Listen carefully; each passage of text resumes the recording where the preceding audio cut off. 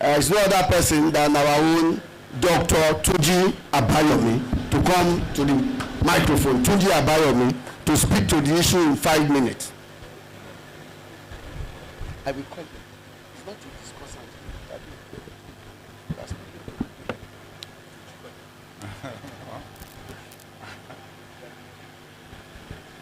I'd like to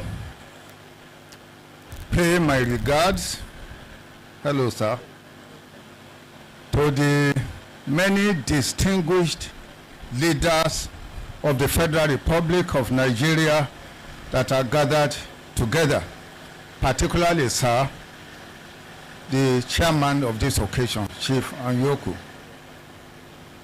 I think the nation is actually very lucky in the sense that when you look at the eminence and the fecundity of citizens in the world, I believe Nigeria stands up. That is why our children are making waves in every country of the world. The issue of the Constitution, I have interacted with Professor Nwabueze. I think my first outing with him was 1996, when I accompanied him to the burial of Dr. Nnamdi Azikiwe in the East. And since that time, we have been speaking about the Constitution. So I'm going to, my discussion, I have a paper. I have given the paper, but I'm not going to talk about the paper. I will talk from my head. I'm going to talk, it's going to be an interaction. And I'm going to go by questions. The first question is, what really is wrong with the Constitution? If you look at the content of the Constitution, it looks very elitist, it looks beautiful. But there's a problem. I was in the villa one morning, I think Obiose Kwezili was there too, and Bruce. During President Obasanjo's regime, and we were discussing the Constitution, and I said the 1990 Constitution is an imposition. And President turned out and said 1979 Constitution is the best Constitution we had, and so on and so on. He went on and on and on. And I turned and I said to him, 1979 Constitution, it is nothing but a fruit of a poisonous tree. That's what I said. And he banged the door and he said, don't allow that madman to come to this villa anymore. So why is the Constitution, what's the problem? The problem is, there are two. The first thing is, when the military gave itself legislative powers, it gave itself the power to make law, not the power to make constitution. If we look at our constitution, it says, we the people hereby, the military itself says that the validity of the constitution is if it comes from the people. That's said, we the people, although it didn't come from the people. That's the first problem. The second problem is illegal. I will give you a simple example, sir. Assuming we have a cocoa farm. One of us is a soldier. One of us is a diplomat chairman. One is a teacher, one is a nurse, and one is a lawyer. And we want to farm. The question is, how do we manage it? Look at Nigeria as that cocoa farm. Will it not make sense for us to sit around the table in what Leopold Senghor calls a universal banquet to agree on how that cocoa farm will be managed? In the case of Nigeria, we have a situation where soldiers decided that this is the way you will manage that cocoa farm. It is only by this way you can manage it. That's dead.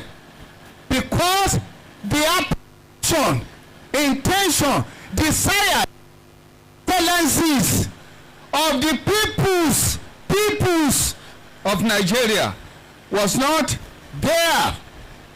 Now, Nigeria is a unique nation. There is few nations like Nigeria in the sense that the various nationalities are divinely placed in special geographical locations. Yorubas in the southwest, Igbos in the southeast, Kanuri in the northeast, Fulanis and so on and so forth. The question is, if we want to build a united nation of Nigeria, how do you do it? The only sense to do it is to sit around the table and agree on the terms of that United Nations of Nigeria. That is the only way you can get peace, order, and good government. That is the problem of our constitution. A military government just decided, look at what he said, now this shall be the constitution for the Federal Republic of Nigeria. In other words, it is only in Nigeria, in the entire world, that has a decree as its constitution. That is the problem of the constitution. Now, how do we now bring about a constitution of the, and this is what the chairman said, that we know that the constitution has a problem. It carries death wound on its face. But how do we now get a constitution? How do we make it a people's constitution? In my view, there's only one way. Only one way. I've spoken about this since 1996. You go into the internet again and again. There's only one way. How? What way? The first thing we must recognize is that, for example, Britain has a government, but it has no written constitution. So what legitimizes the British government? It's very simple. The votes of the people. So, how then do we move? It's very simple. Ozakrome has already told us, and this is true, that all the governments of federation came into existence before the 1999 constitution. We came into existence 12 midnight of May 29, 1999. In other words, it wasn't even the constitution that gave us government. Contrary to the norms, like I said here, there are some principles we must recognize. First, it is not a government that gives a nation a constitution. Rather, it is a constitution that gives a nation a government. Government itself is often the consequences of a constitution. I repeat, it is not a government of a nation that gives a nation a constitution. It is a constitution that gives a nation a government. In our case, it was a government that gave us a constitution. Number two, it is never the content of a constitution that validates or legitimizes a constitution. It is always the procedure adopted in making a constitution that legitimizes it. Ozakrome is an SAN. One single lawyer can write the best constitution in the world. It is unconstitutional.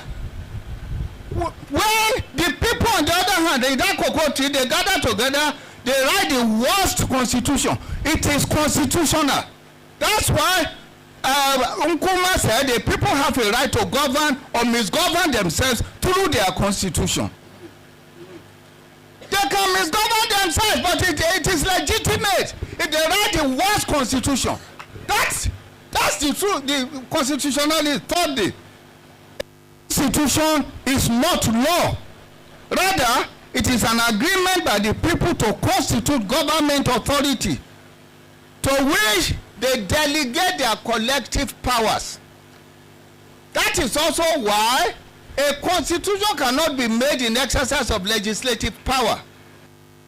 In my book, Constitutional Powers and Duties of the President, which was used by President Obasanjo at page 14, I have set out 10 major differences between a law and a constitution. For example, a constitution is made by the people as an agreement.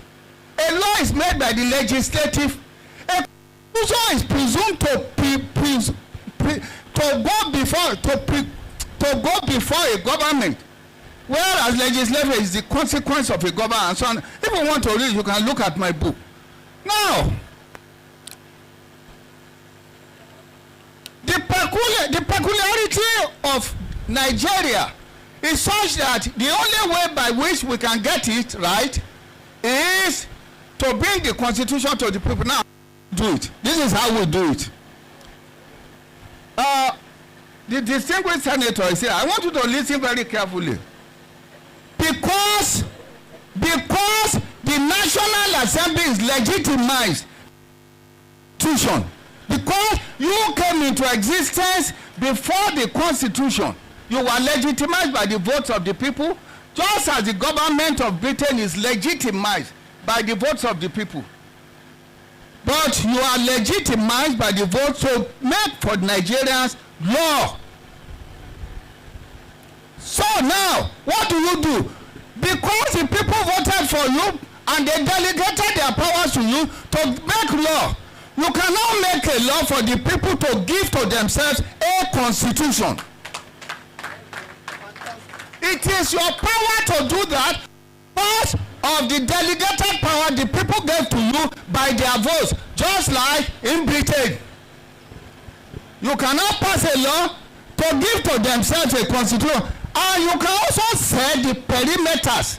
In the case of Nigeria, we have had many constitutions. You can, for example, say from each local government, 3 people will come, howsoever, whatsoever. It is your power to do so, because you already possess the delegated power of 5 people given to you by their votes, not by that constitution that didn't create you. That constitution, even in the document, says it has created all governments before the constitution came into existence. So you now pass that law to give the people, to enable the people to give themselves a constitution. What will be content of that law? You debate it. There's nothing special about it, and it's a simple process. Now, once you do that, you pass it to the people, to the various states, and they adopt it, and the procedure begins. That is the only way by which we can have a legitimate constitution. I will now come to a final issue, and that is the issue of amendment. The 8th Assembly, National Assembly, spent 1 billion Nigerian naira. 1 billion naira for amendment I shouldn't have spent 1,000 kobo. I want you to listen to me. The tragedy of Nigeria. If you look at even the constitution, it did not even say anything about going around, calling mechanics, giving them bonds, and all of this nonsense, because they said they want to amend the constitution. It is purely the act of the National Assembly. But now they go around, and after that, they now pass purportedly an amended constitution and give it to the president, which is very unconstitutional. You cannot send an amendment to the constitution to the president for his assent. What if he refuses to assent? What happens? What happens? It is unconstitutional. If you now you have to send it, and I am aware of the case of Olisa Agbakoba against Attorney General of the Federation. The reason why the judge you send it to the president is because the judge is essentially saying the constitution is not a constitution, it's a mere law. And because it is a law, you have to send it to the president for his assent. It's after all Decree 24 of 1999. You don't need all of those amendments. Forget about them. They are useless. Already we have had, in 2010 we have 5 alterations, 2017 another alteration, 18 another alteration, and they have billions and billions and billions and billions wasted on an exercise in futility. Please, sir, all you need to do is very simple. I summarize. Pass a simple law to enable the peoples, because we are United Nations of Nigeria. United Nations of Nigeria. to enable our people to sit around the table to agree. That has never happened. What happened in Lancaster is like a writ of summons. The military is an imposition. Now, in honor of Professor Nwabueze, let us now have a people's constitution facilitated and brought about by the power, by the delegated power given to the National Assembly. I thank you for your attention.